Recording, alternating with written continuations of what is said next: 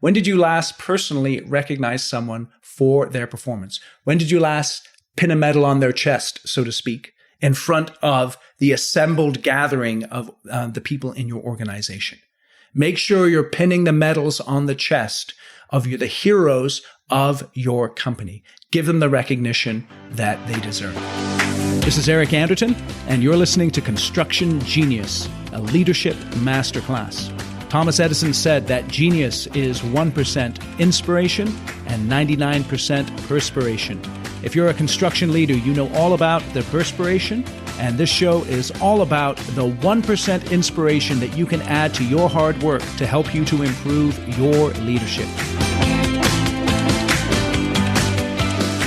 November 5th, 1920.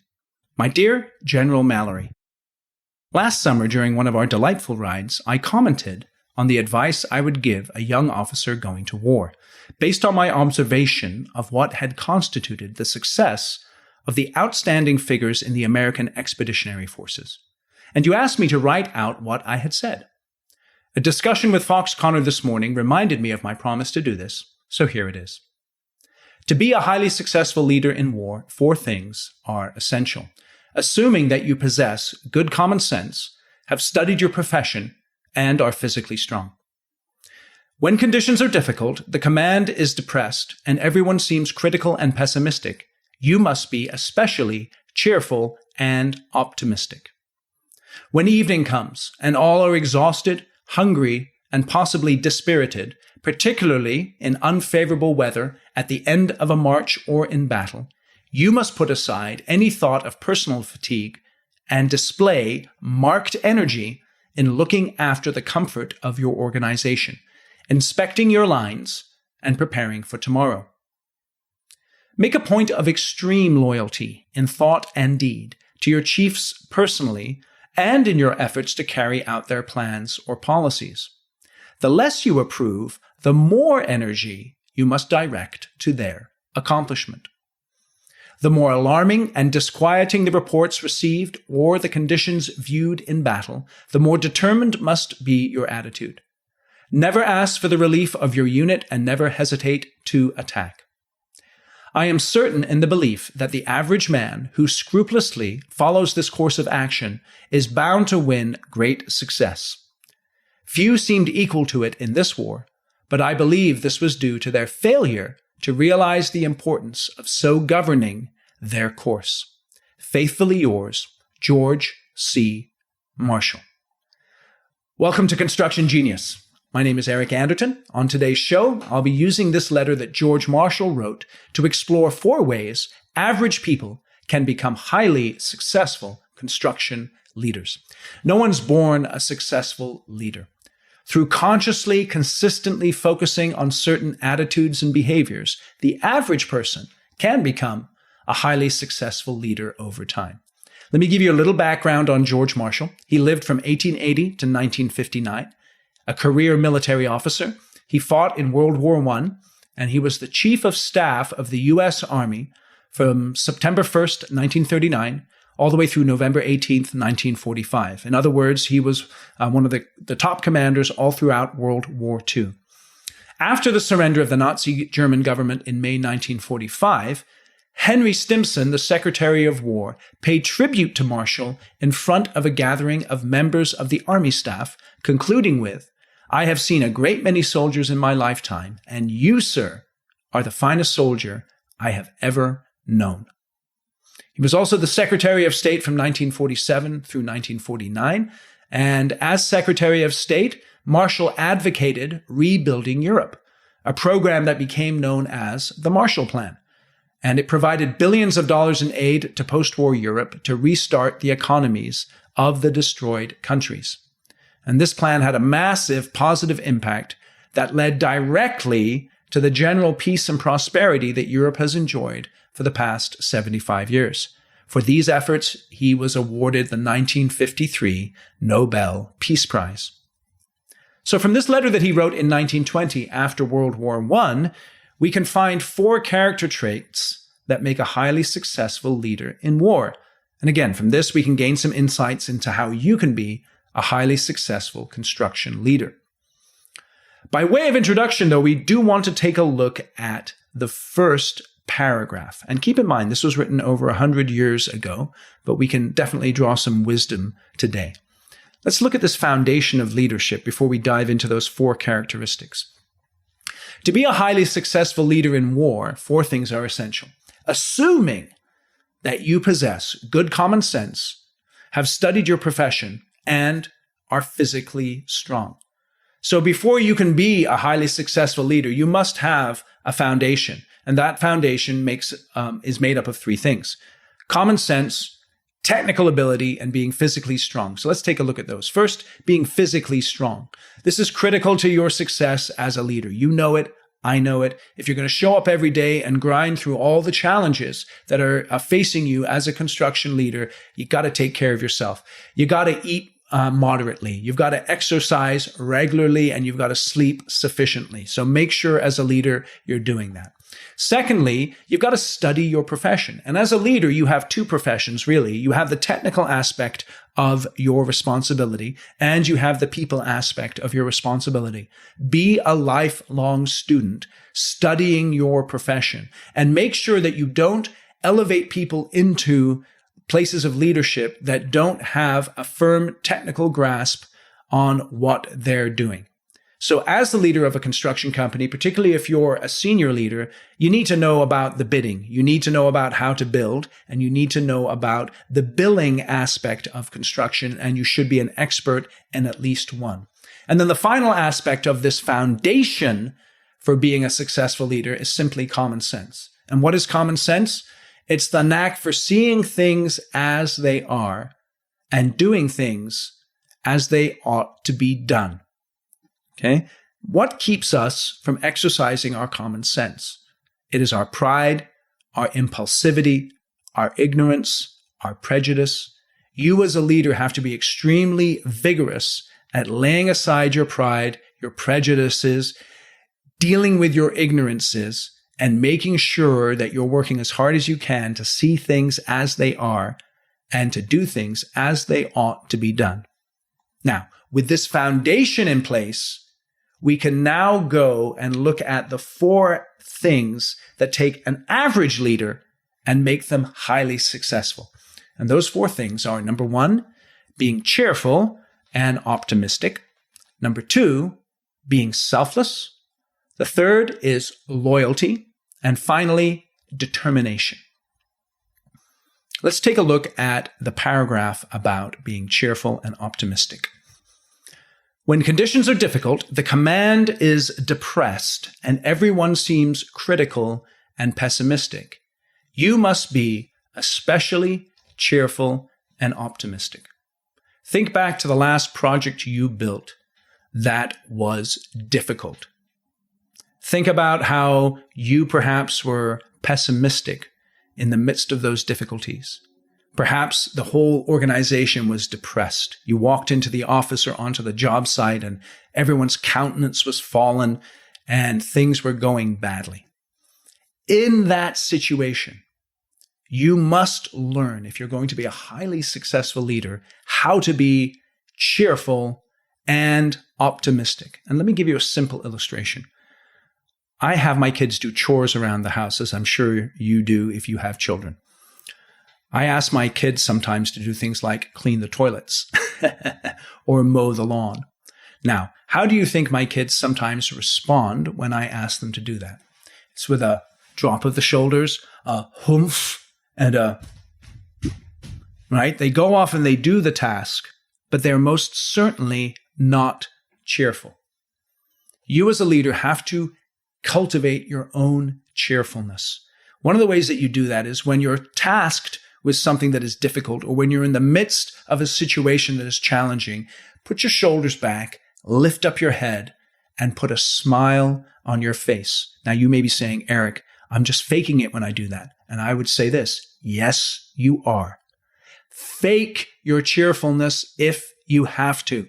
Have a conversation with yourself before you show up on the job site.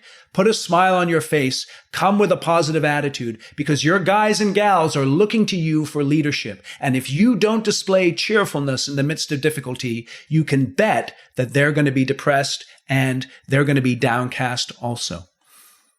And keep in mind the context here. Marshall is writing after World War I, a horrific conflict. And yet he saw people in the midst of World War I, leaders who displayed cheer and optimism. And what is optimism? Optimism is being disposed to taking a favorable view of events or conditions and expecting a favorable outcome. And why is optimism so important? Because life and business are difficult. And the optimists are the ones who expect a favorable outcome. Now, it doesn't mean they're burying their heads in the sand. They're facing their challenges head on and they're dealing with their difficulties, but they're doing so with an expectation that we're going to be able to resolve this problem and we're going to be able to move forward. So how can you cultivate optimism in your inner life as a leader? Number one, have a long-term perspective. When I started my business, I committed to a 20-year journey. I'm about 6 or 7 years into that 20-year journey. How about you? Are you committed to the journey? There's going to be ups and there's going to be downs, good projects and bad projects, but be committed to the journey of building a successful organization.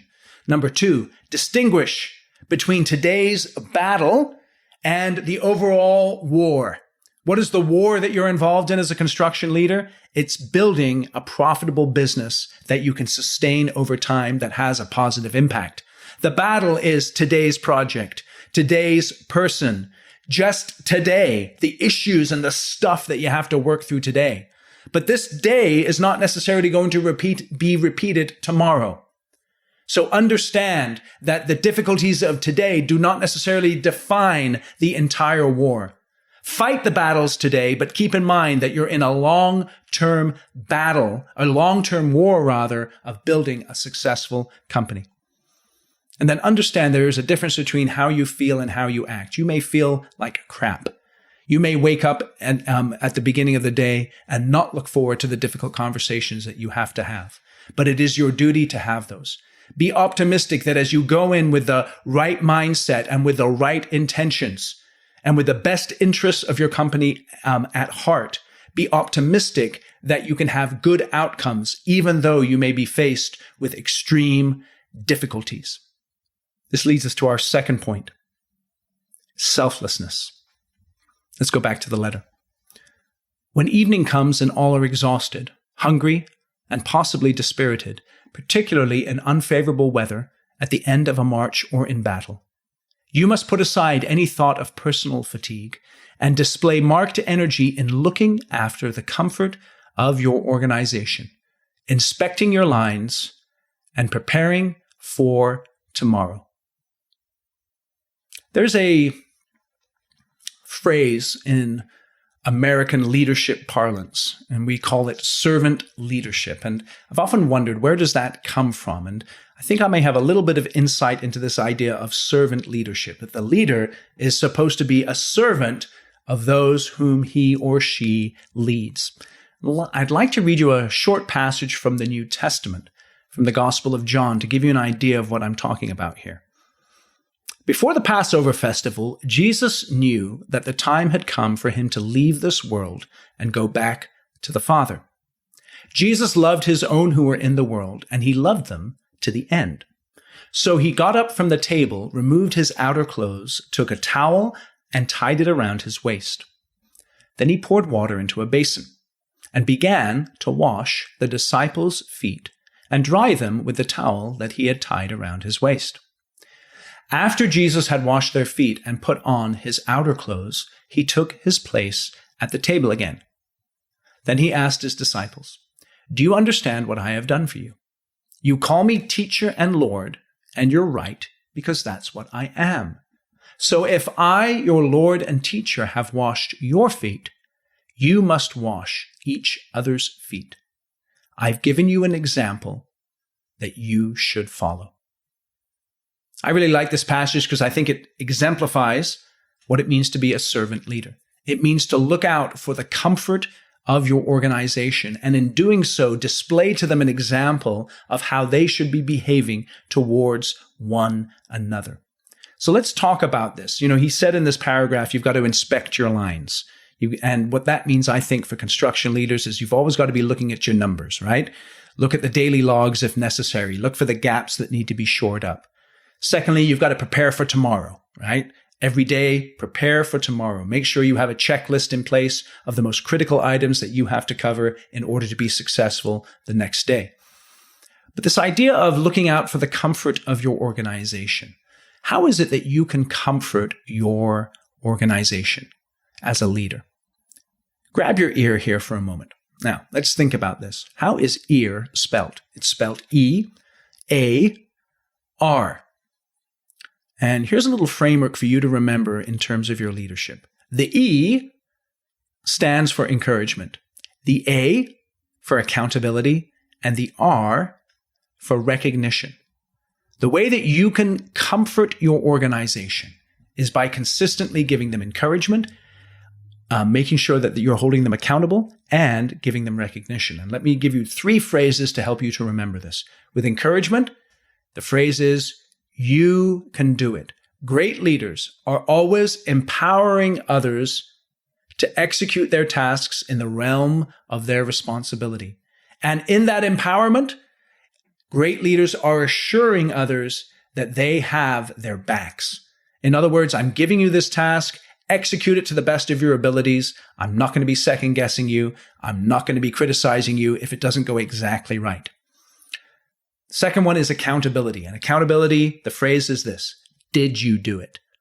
Great leaders are always looking in the eye the people that they lead and asking them, hey, did you do what you were supposed to do? You should be having accountable conversations with people that you lead on a regular basis. And then the last one is recognition. You did it. When did you last personally recognize someone for their performance? When did you last pin a medal on their chest, so to speak, in front of the assembled gathering of the people in your organization?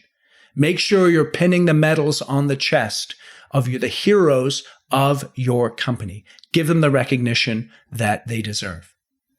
So we've talked about cheerful optimism and selflessness. Thirdly, we're going to talk about loyalty. Back to the letter here. Make a point of extreme loyalty in thought and deed to your chiefs personally, and in your efforts to carry out their plans or policies. The less you approve, the more energy you must direct to their accomplishment. Loyalty means this. It means standing firm in your support for someone or something. And loyalty is absolutely essential to the success of an organization. And I think it's particularly challenging for many construction leaders because they live in what I call, they live between 2 worlds. Let me explain what I mean. A project executive has PMs that report to him. They're his guys, right? But then the project executive also goes into the C-suite to meet with the senior leadership of the organization. And sometimes the desires of his immediate team, the project managers, conflict with the desires and the direction of the senior team. And the project executive has to live between those 2 worlds and make sure he's both representing his project managers to the senior leaders, but then coming out of those senior leadership meetings, firmly supporting the decisions that they make. So how is it that you can cultivate loyalty on a consistent basis in word and in deed? And in your thoughts? It's deeply challenging. Number 1, this is what you need to do. Understand that you've chosen this life. Nobody recruited you forcibly into the company, right? There wasn't any enlistment or conscription. You chose to work in this organization. You owe your loyalty to them. They are paying you your salary. You owe your loyalty to the organization. Number 2, believe the best about other people. Sometimes, and I know this is a struggle for me, because I jump to conclusions about other people's intentions all of the time. And I think I'm pretty smart. And many times, though, I get that I jump to the wrong conclusion. You know what I mean? Be careful about how you view other people's intentions and what they're aiming for. Make sure you're believing the best about other people. Now, the thing to do is that if you have a question about their intentions or their actions, talk to them about it. And that's one of the keys to being a loyal person, is that when you see something that you don't agree with, make sure that you say something about it in the appropriate context. So when you see something you don't agree with, you don't blab to your guys about your disagreement. You take your disagreement into the C-suite. You take it up the chain, not down the chain. And you make sure that you're having those difficult conversations with the people that you report to about stuff that you disagree with. But once you've done that, let's say you express a concern and that concern is not taken on board and the direction that you wish to go in isn't pursued. You must then be content to disagree and yet commit.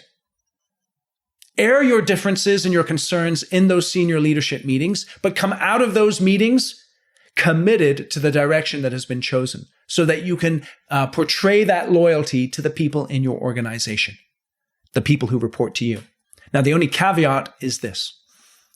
If the organization that you're working for is doing things consistently that are unethical, that violate your own personal values, it is your duty to say no to those things and, if necessary, to find employment elsewhere. But laying aside that particular exception, make sure that you're cultivating loyalty to the organization that you work for. So finally, let's talk about determination. The more alarming, and this is from the letter again, the more alarming and disquieting the reports received or the conditions viewed in battle, the more determined must be your attitude. Never ask for the relief of your unit and never hesitate to attack. In 1940, Winston Churchill became the Prime Minister of the United Kingdom in the midst of World War II, which they were losing badly to Nazi Germany. On May 13th, Churchill stood up in the House of Commons and delivered his first speech as Prime Minister. This is a portion of that speech. I would say to the House, and I said to those who have joined this government, I have nothing to offer but blood, toil, tears, and sweat. We have before us an ordeal of the most grievous kind. We have before us many, many long months of struggle and of suffering. You ask, what is our policy? I can say it is to wage war by sea, land, and air, with all our might and with all our strength that God can give us, to wage war against a monstrous tyranny never surpassed in the dark, lamentable catalogue of human crime. That is our policy. You ask, what is our aim? I can answer in one word. It is victory. Victory at all costs, victory in spite of all terror, victory, however long and hard the road may be. For without victory, there is no survival. I take up my task with buoyancy and hope. I feel sure that our cause will not be suffered to fail among men.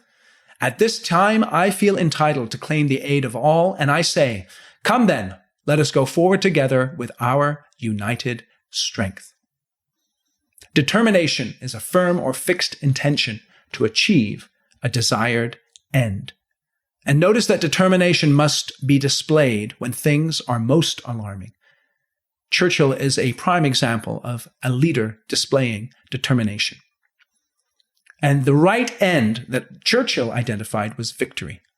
And that should be your end with every single project that you build. It is victory. And what does victory mean for a construction company? Well, I believe that victory for a construction company is profitability, safety, customer service, taking care of your employees. This is what it means to be a victorious construction company. So if you choose right ends, that will help you when things are very challenging to be determined in pursuing those right ends. Your job as a leader is to display determination. And think back to earlier in the letter. How should you display that determination, that willfulness? It's by being cheerfully optimistic.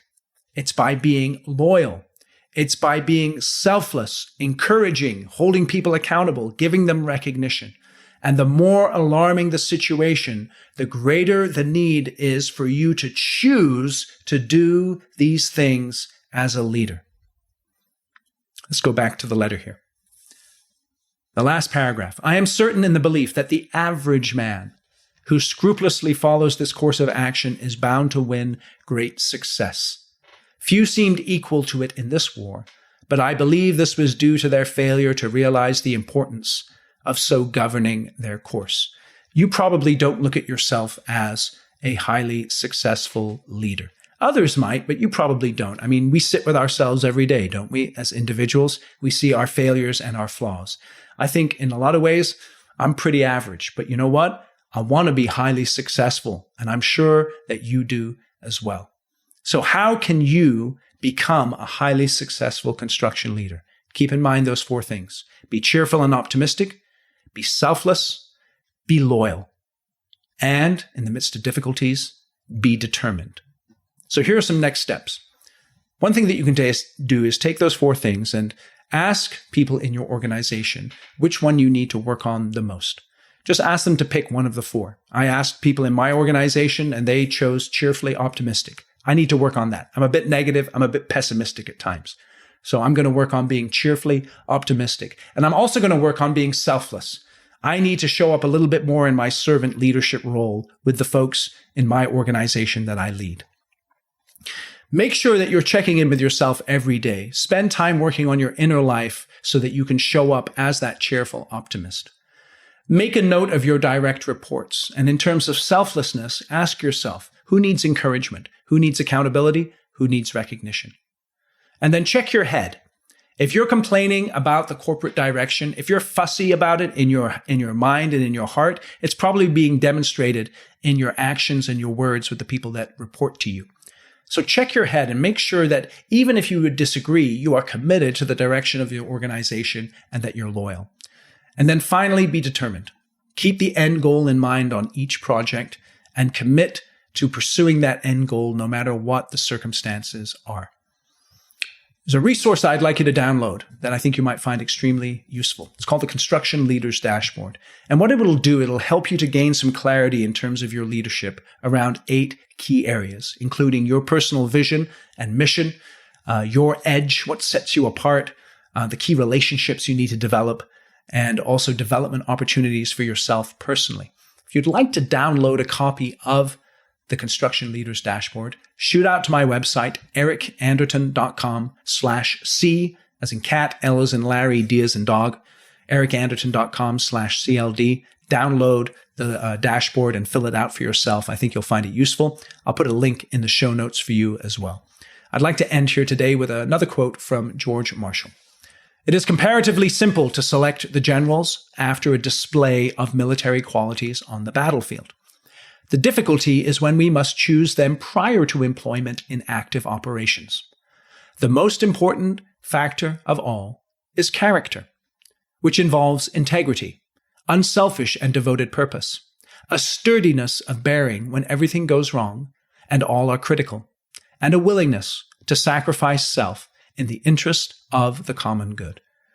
The purpose of this podcast is to give you some insights into how you can develop your own character. Get on that journey. It's a journey as well, right? There's ups and there's downs. I appreciate you listening to the show here today. My name again is Eric Anderton. Please share this with other construction leaders.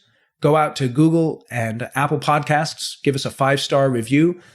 Subscribe wherever you get your podcasts. And again, I wish you the best as you move from being an average leader to being a highly successful leader by working on your character. Thanks for listening today.